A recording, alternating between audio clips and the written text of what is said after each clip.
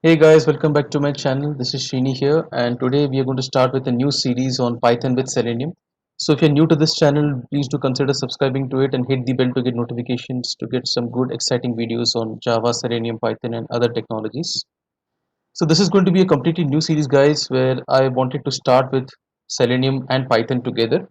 This combination is a very good combination because in market today there is a lot of demand for not just Selenium but even for Python, and when you know both of these together it could create a huge demand for your job profile. So I hope you would be excited and you would be interested to learn this particular combination. So let's get started. So we are going to cover today these three key main areas: how to install Python, what are the basics of Python to get started with coding, and why is it so useful as compared to other programming languages. And we would just start off with the introduction of how you can install Selenium in Python IDE, and that's what we're going to cover today. So let's get started. So the very first thing what you have to do is you have to download Python. So I'm going to show that to you all. So you can just say download Python, and these are already covered in my Python tutorial series. So if you have not gone across my Python playlist, I will be dropping a link for the same. You can download the Python latest version. So currently we're having 3.8 as the latest version. I have Python 3.6 in my machine. So there is like a difference of syntax between Python 3 and Python 2. So I would recommend you all to use the latest version because that is having more features, and you would be getting the updated syntax as well, because Python 2 would have a different syntax. So better to use the latest version. So you can just download this and it will ask you to just install this exe, and you can follow all the installation steps. There would not be any kind of a change of option. You can just directly follow across by doing the next option. So once you install Python, what you could do is you could just set the environment variable. So I can just show to you. So you have to go to advanced system settings, go to environment variables and just search for the system variable path, and you would have to just mention the variable for, let me show you the place where the Python is installed. So you have to go to your this PC and C drive and go to your this particular folder. You could see within C drive there will be a Python folder which will be getting installed, and here you have to take this python.exe. So this is the path where you have to add it to your environment variables. So go to this environment variable. I already have it. You could see here I've added C Python as well as I've added C Python scripts, because this is where you would be having all the packages etc required. So if you see here, all this pip is nothing but a application or exe file used. So through this you would be installing the packages. So let's say we want to install Selenium in our Python project, right? So for that we are going to use a Python installation package. This pip stands for Python installation package. So I'll show you all how to install Selenium. So this pip would be useful. So that is the reason we would have to set the scripts folder path as well in your environment variable. So I hope you would be able to set up these two. And if at all you're using Anaconda, so I'll ensure to explain you all what is Anaconda in my next lecture. So then you can set up the path for Anaconda as well. But for now, let's stick to C Python and C Python scripts. These two paths are required. Okay. So once the setting is done, what you could do is you could just come to your command prompt to ensure that Python is installed in your machine. You can just do a quick check. Just type Python and it will give you the path that Python 3.6.3 is installed in your machine, and it is giving you some information here as well, the operating system and what is the version here, 64-bit operating system. So if you want to know that Python is really installed, this was one of the proof for that. And next thing what you can do is you can just type a command, and from that you will come to know if Python was successfully installed. You would just get the output here. So let's say Python installed.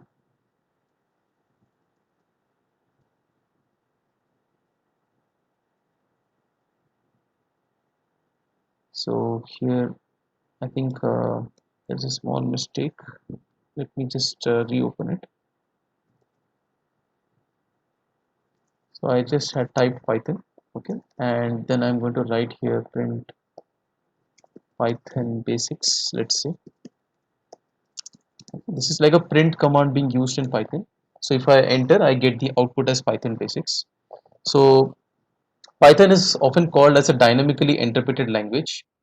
So that is because of the rich features it gives you, and it doesn't require you to mention the data type, unlike Java. So I can just say a equal to 10, okay, and b equal to 20, maybe 20.5.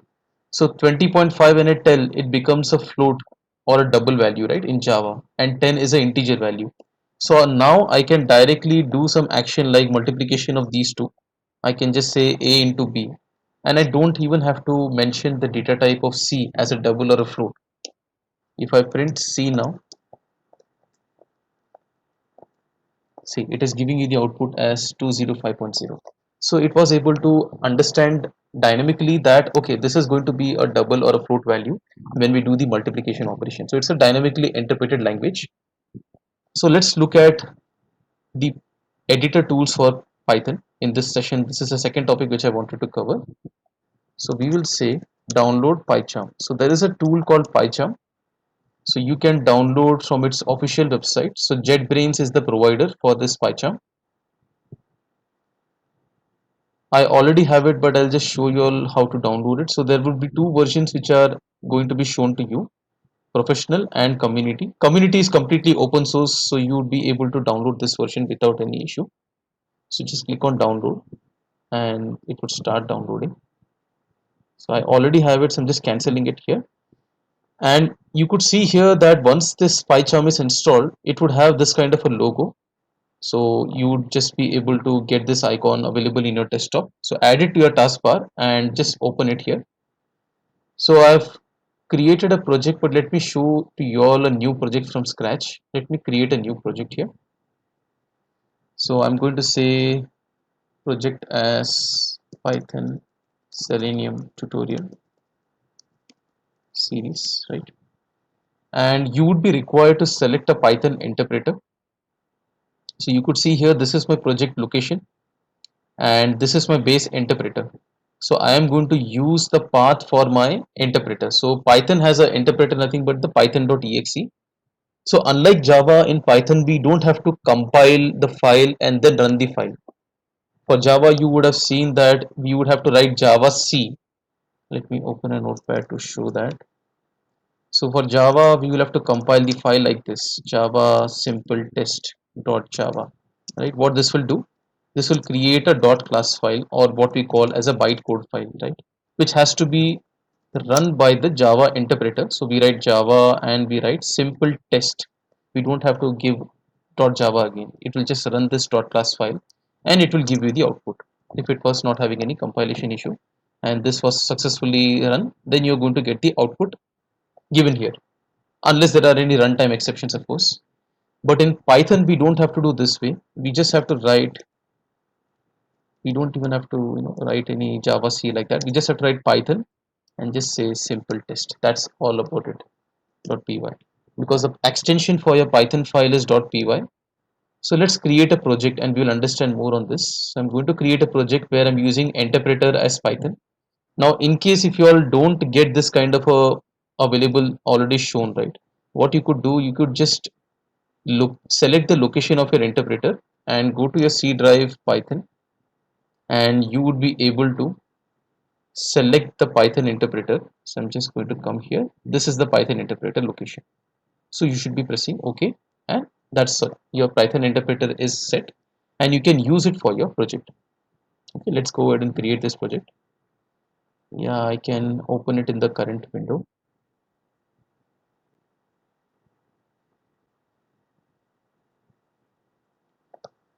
So this requires you to know Python. It requires, this particular series also requires you to know Selenium. So I'll drop the links for both the playlist in my video. You should be able to go across those different playlists and just have understanding of what is Python, what is Selenium.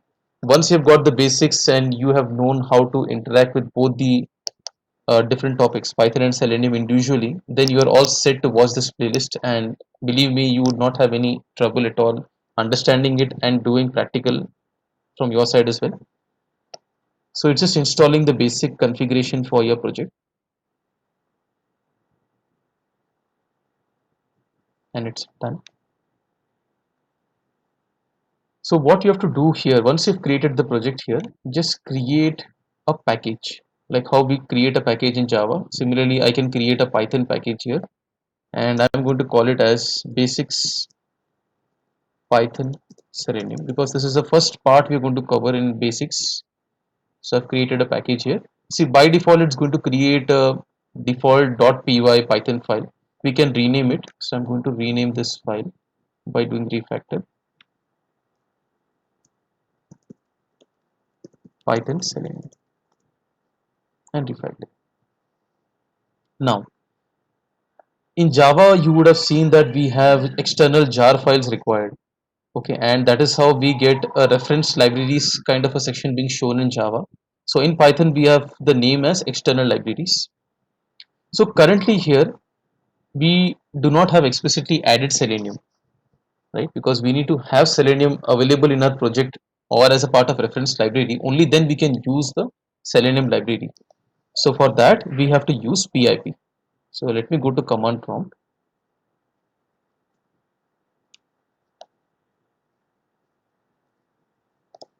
and let me just open a new command prompt here.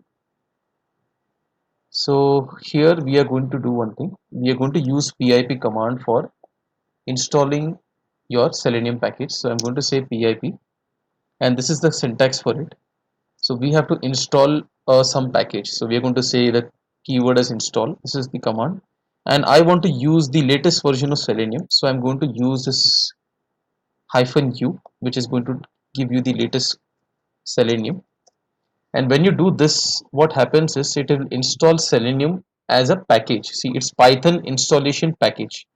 So this path where this will be installed, so already I have Selenium in my machine.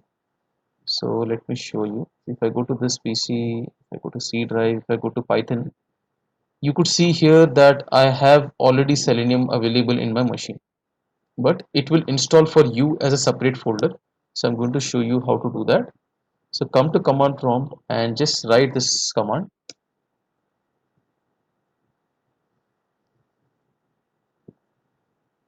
So it says that it is already available in my machine, and it is having the latest version, which is 3.141, and it has given you the place where this particular Selenium is installed, which is C Python lib under site packages. So let's go inside that C Python. We have this library folder, and inside that we have site packages folder. And you could see here we are having Selenium, and even we have got the latest version of Selenium, Selenium 3.14 also installed. See, it is present here. So that's all about from the installation perspective, and now you're ready to go and use Selenium in your PyCharm project. So let me go here and let's look into a very basic command as to how to get started with Selenium. That's all what my intention was in this particular tutorial session. So in Java we write this way. We write import, and we may be importing some particular package or a library, right, from our jar file, whatever we require. But in Python, the syntax is a bit different. We have to first write from. This from is a keyword saying from which particular package or which particular library you want to use some particular Java or a class file. So here you're going to refer to a class file, which is nothing but a Python library which you want to extract. So I'm going to say from Selenium. Okay. So here it is not showing up Selenium. See, it's not showing up Selenium. So that means there is something to do with the interpreter. We are not able to get Selenium from our drop down. So we have to configure our interpreter if it is correctly pointing. So let's do one thing. Let's look at the setting part here.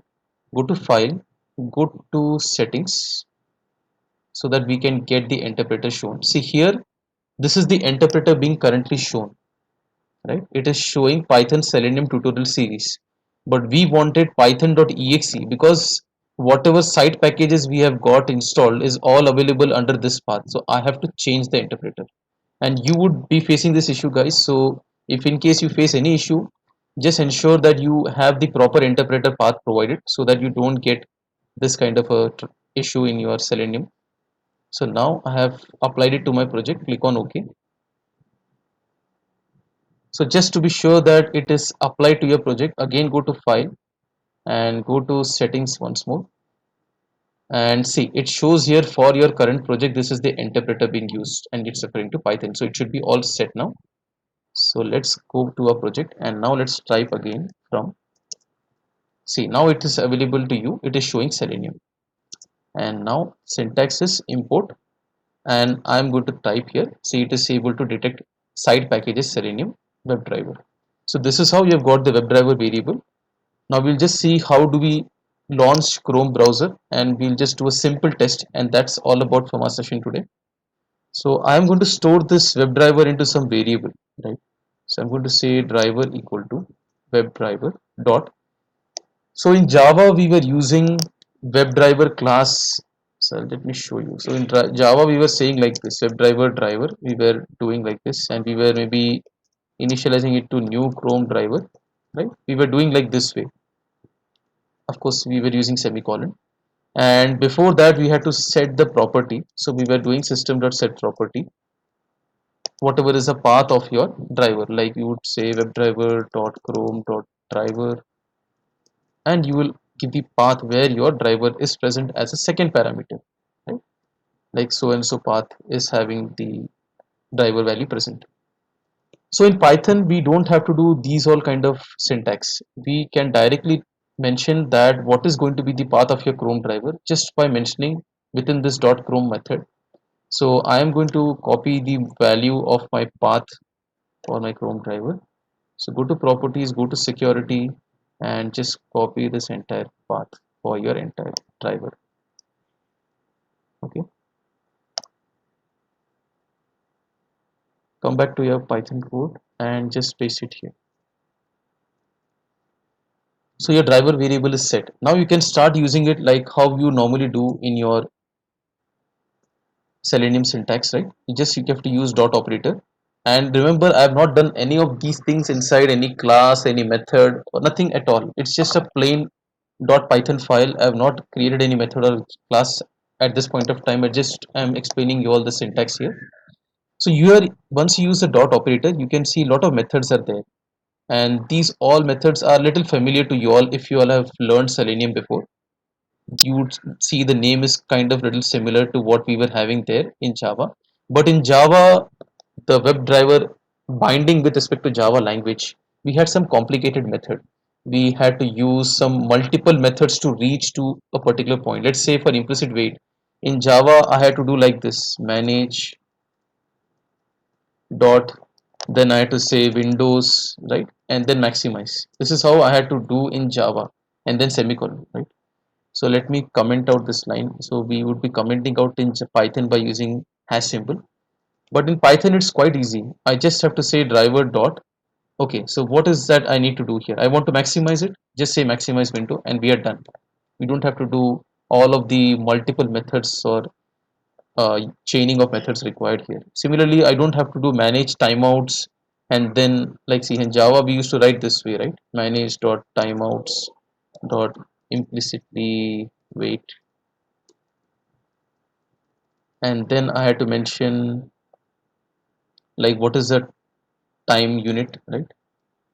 So I had to mention like time unit, something like that we had in Java, mention as seconds, and just give the uh, command as the what how many seconds wait you need to give. So let's say 10 seconds. This is how we used to give in Java. But in Python, if you see, it's very straightforward. We don't have to write manage here. We just have to go and select the proper timeout. If you want to implicitly wait timeout, just select that method and just give. And this takes in seconds. So we don't have to give any time unit dot seconds or milliseconds, etc. It will take by default in second. And if you want to set your page load timeout, just type page. You can see we have the set underscore page load timeout available, and let's give 20 as the maximum wait it will have for the page to load. And if you want to open any particular application, you can just use the get method and see URL is required here. So I am going to give here google.com. That's it. So this will launch the window. After maximizing, it's going to launch the window, and that's all we're going to look at this session, and we'll look at further things in the next session. So let's see if this thing works fine. So just to right click and run Python Selenium. Okay, so we have to give the path here with escape character.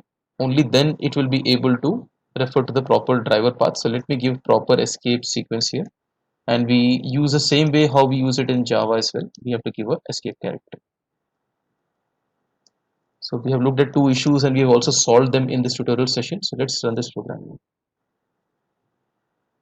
So it's launching Chrome browser. We'll maximize it and open Google application. So there you go. So we have got our Python script working fine with Selenium, and we can even do one more small thing. We can even print the title, and then we can end this particular session for today. So I can just say, instead of saying driver.get title as a method in Java, I have a explicit thing called title, and I have to print it, right? So for anything to print in Python, again the syntax is much simpler as compared to Java. Just say print title, but if you want to give your own statement, just say page title. And here we use, instead of plus as in Java, we are using here comma operator to do concatenation. So whatever you want to concatenate, you can concatenate using comma operator, and I'm giving some space here. And yeah, that is it. We want to close the window after the execution is done, so we can say driver.quit, and that's it. It's able to quit it. So it's doing the complete run within few lines of code, as compared to Java, where you have to create a Java file and do all of these things in different lines of code. Here we are achieving this in just few lines of code. So that's how simple and flexible Python is. It's a dynamically interpreted language, and it gives you much flexibility in terms of reducing the lines of code, and your syntax is much simpler. So let me run this program.